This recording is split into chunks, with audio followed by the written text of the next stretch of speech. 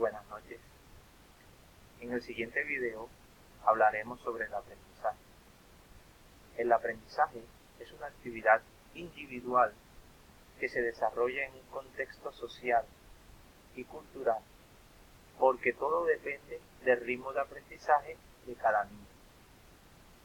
Es por eso que aprender no consiste en memorizar información. De igual forma, aprender es un proceso que afecta a nuestro comportamiento, ya que consolida nuestra conducta. Vamos a encontrar 4 componentes fundamentales que intervienen en el aprendizaje. Como primer componente tenemos la actividad nerviosa superior. Como segundo componente tenemos los dispositivos básicos de aprendizaje. Como tercer componente tenemos las funciones cerebrales superiores.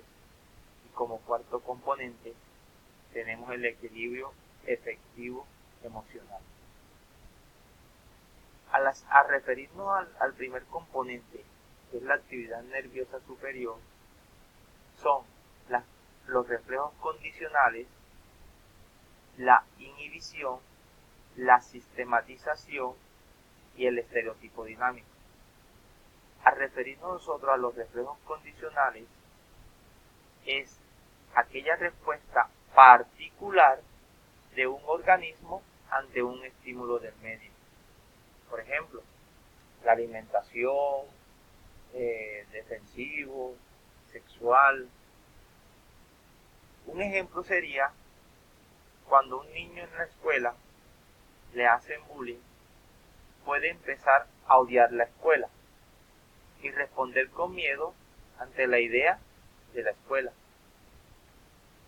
En la inhibición, es un estímulo ajeno a la experiencia, es decir, se bloquea el reflejo condicional. Cuando ya hablamos de la actividad nerviosa superior, sistematización es la capacidad que tienen los seres humanos de responder con simpleza ante situaciones complejas. En los estereotipos dinámicos es un conjunto de reflejos condicionados en sucesión. Al hablar del siguiente componente, que son los dispositivos básicos de aprendizaje, son aquellas capacidades innatas indispensables para el aprendizaje, que incluyen la motivación, la memoria, la atención y la habituación. La motivación es el estado personal que permite iniciar un proceso de aprendizaje. En la motivación vamos a encontrar 4 funciones. La primera función es que guía el comportamiento. La segunda función es que aumenta el estado de alerta. La tercera función es que organiza la conducta. La cuarta función es que controla la acción realizada y analiza el resultado. Cuando hablamos de la guía del comportamiento dentro de la función de la motivación, esto es teniendo en cuenta el objetivo específico, es decir, la persona decide qué motivó y cuál meta se propone para lograr ese objetivo. Cuando hablamos de la función del aumento al estado de alerta, es decir, que da energía a la persona para actuar frente a la situación, hay un cambio en pro de ¿qué? De lograr las metas u objetivos planteados. La función, cuando organiza la conducta, esto es en relación a la meta que tiene propuesta, dejando de hacer muchas cosas. Organizar, por ejemplo, ya tiene claro qué estudiar cada día para ir logrando esta meta o ese objetivo que tiene propuesto. Cuando hablamos de la función que controla la acción realizada y analiza el resultado, es decir, que a partir de esas acciones realizadas va a mirar, va a analizar si ha conseguido a través de las distintas acciones ese objetivo o esa meta. Es decir, se constata si alcanzó la meta o si fracasó. En el dispositivo básico de aprendizaje también incluimos la memoria, que es la capacidad de almacenar y poder recordar experiencias del pasado, y se observan a través de las explícitas e implícitas.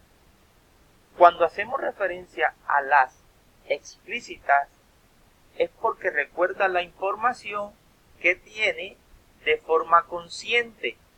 Es decir, cuando yo estudio para un examen, en ese examen me aparecen unas determinadas respuestas, unas preguntas las cuales debo responder. Al yo recordar las respuestas para ese examen, estoy poniendo en práctica la memoria, y a través de ese ejercicio se observa la explícita. Cuando hablamos de la memoria implícita, entonces la implícita ya no la vamos a recordar la información de forma consciente, sino que la recordamos de forma inconsciente. Es decir, si yo aprendí a montar bicicleta, pues cuando tomo una bicicleta ya sé cuáles son los pasos que debo seguir para montar la bicicleta. Otro dispositivo de aprendizaje que incluye es la atención, que consiste en focalizar selectivamente nuestra conciencia, es decir, apartar todo aquello que en el momento no está a nuestro alrededor y centramos la atención sobre lo que nos interesa. Entonces, cuando focalizamos selectivamente nuestra conciencia, hay dos tipos: la atención involuntaria y la atención voluntaria. La atención involuntaria es brusca y breve, y la atención voluntaria es un proceso complejo. En la habituación es la repetición de ciertos estímulos. Esos estímulos que se repiten, estamos hablando de la habituación.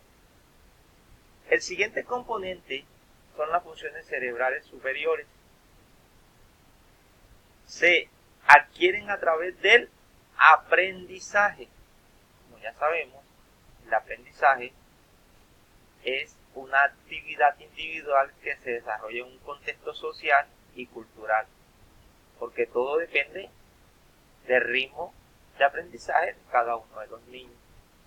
Entonces, estas funciones cerebrales y esta adquisición de aprendizaje son la genosis, la praxis y el lenguaje. En la genosis se da la sensopercepción. ¿A través de qué? De los receptores externos y de los receptores internos. En los receptores externos tenemos la vista, la audición, el gusto y el olfato.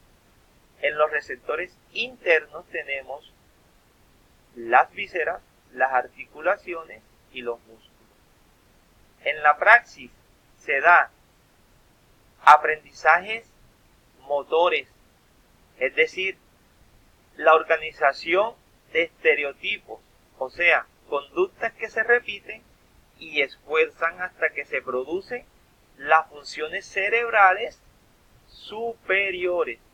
Tenemos el lenguaje también dentro de las funciones cerebrales superiores. El siguiente componente, que es el equilibrio efectivo emocional, es un requerimiento para que tenga lugar el aprendizaje. Se da a través de la memoria y a través de la motivación. Fue un placer compartir este pequeño video con ustedes. Espero que le haya gustado. Muchísimas gracias.